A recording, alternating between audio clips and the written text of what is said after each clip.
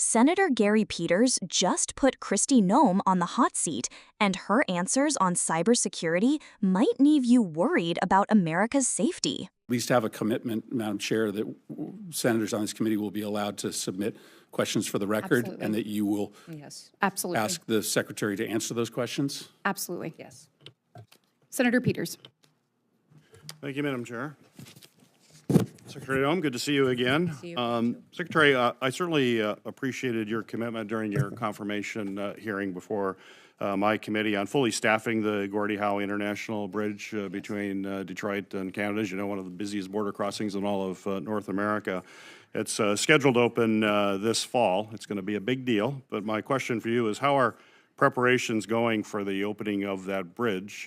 Obviously, your department will play a big role in that opening. Yes, we're excited about it. We're thankful that the construction has been completed and that it's working well, and we're excited to coming up there and having the celebration with you. Do you have the resources and personnel in place now? Yes, we do. Good. I also appreciated your commitment to fully building out the Northern Border Mission Center, which will be located at Selfridge Air National Guard Base to coordinate all that goes on along the northern border. How is the build out of that center progressing, please? It's going well. It's on track. I haven't heard of anything that has been delayed, and I can get you a more detailed update, though, if you would like one. I would. If we could follow up that'd be after this hearing, I would appreciate You bet. that. As ranking member of the Homeland Security and Government Affairs Committee, I have sent you 9 letters since you have been sworn in as Secretary of Homeland Security. So far, I've received only 2 replies, and quite frankly, one of those was completely unsatisfactory. And while I understand you've had a busy start, like you have a lot on your plate, including travel, responses to congressional oversight requests are a priority. And I think you hold that view, but we're not seeing it being demonstrated, unfortunately. So my question for you is, when can I expect responses to these letters, and can you commit to getting me responses certainly before our budget hearing before his GAC coming up?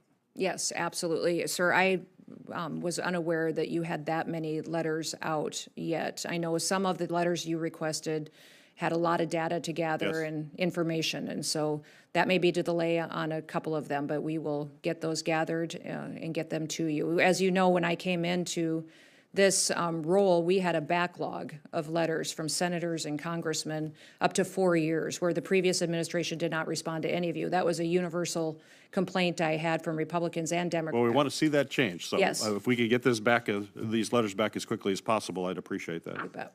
As you know, Madam Secretary, Congress spent years creating CISA, clarifying its mission and ensuring that the agency can employ the most skilled federal employees to protect our federal cyber networks and critical infrastructure from attacks. During your confirmation process, you stated that you wanted to get CISA back on mission, but quite frankly, you were very light on specifics of what that actually meant. Now that you've been in your position for several months, could you explain to us in detail what getting CISA back on its mission means? And I mean, with some specificity, which offices and programs in CISA do you consider to be off mission, and which ones do you consider to be on mission? Well, as you know, CISA, under the last administration, got involved in being somewhat of the role of the Ministry of Truth. They were defining what was misinformation, disinformation. They were out doing election security missions, were censorship and deciding what was truth and what wasn't truth, and we have eliminated those functions within CISA. CISA was created to be an entity that supported small and medium businesses and also critical infrastructure, our electrical grid, our water systems, that are vulnerable to hacking attempts and influence from foreign countries, but enemies of the United States of America. So we are building out to those. And I agree with all this. I just limited time here. Yeah. I agree with all that, and that is the central focus that it has to continue. But I want to clarify, because you talked about misinformation. I've heard this a lot. Certainly, I don't want to have any agency putting out misinformation.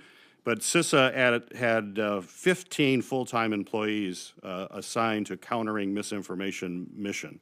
That's 15 employees out of 3,000 employees that work at CISA. And my understanding, and I think you mentioned it, those 15 people are not doing that anymore. So is CISA still not on mission? Is it still? It's getting there. We don't have our Senate confirmed leader of CISA yet. We're looking forward to that, and the But president's that doesn't have to do with cybersecurity- mission. I mean, why is it not? Why is it not performing a mission? Because my frustration is Why is what not? why do you say it's off mission if the unit that was back- doing that is gone? Yeah, it's back on mission, but we still have silos to break down between our intelligence agencies. We still have communication systems that have to be built so we can share information. I shared during my confirmation hearing that one of the most alarming things to me that happened to learn was that when Salt Typhoon and Volt Typhoon happened, that we knew we'd been hacked, we knew who we'd been hacked by, but we had no idea how to stop it.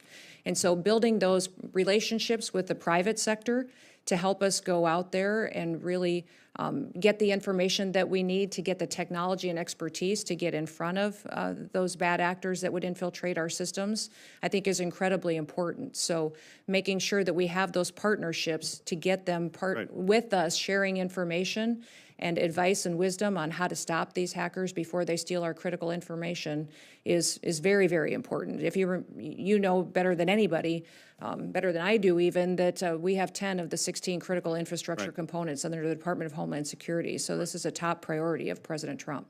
So it is on mission now. CISA is on mission. It is. Great, thank you. Thank you, Senator Peters.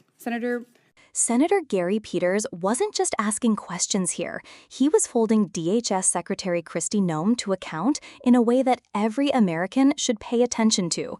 This hearing is about much more than politics. It's about the safety of our entire country. Peters highlighted that Congress spent years creating CISA, the Cybersecurity and Infrastructure Security Agency, to be America's shield against cyber attacks targeting our power grids, water systems, and government networks. But here's the issue. Despite Noem's claim that CISA is now back on mission, Peters pressed her to explain exactly what that means. He wanted specifics, which programs are on mission, which are off, and how exactly DHS is preparing to defend against sophisticated cyber threats like Volt Typhoon, a hacking campaign that targeted critical infrastructure. Peters' frustration was clear. He wasn't just asking for talking points. He was asking for accountability. This exchange is important because cyber threats aren't hypothetical. They're happening every single day. If foreign hackers gain access to our water supply systems, our electric grid, or our transportation networks, it can cause real harm to millions of Americans. That's why Peters insisted that DHS must work seamlessly with private sector partners, share information, and invest in the right technology to stay ahead of cyber criminals and hostile foreign governments. Kristi Noem's answers, while calm and diplomatic, didn't seem to satisfy Peters, who wanted concrete assurances that the agency is fully functioning and not bogged down by bureaucracy. For viewers, this moment serves as a reminder of how critical congressional oversight is. Agencies like DHS must be transparent and proactive because cybersecurity is not a partisan issue. It's a national security issue that affects every American. This hearing also highlights the broader debate over how much government agencies should be involved in monitoring misinformation or disinformation online. Noem stated that she eliminated those functions, framing them as censorship. But that raises the question, is the government stepping back too much at a time when disinformation campaigns from foreign adversaries are growing more dangerous and sophisticated? This is exactly why these hearings matter. They're not just political theater. They're about whether our government is prepared to face the challenges of the 21st century. Gary Peters was speaking for millions of Americans who want to know if their government can stop the next big cyber attack before it happens.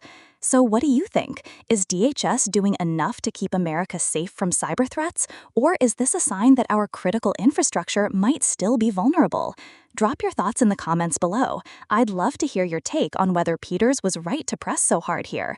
And if you want to stay informed on key moments like this that shape our national security, make sure to hit that like button, subscribe, and turn on notifications so you never miss one of these breakdowns.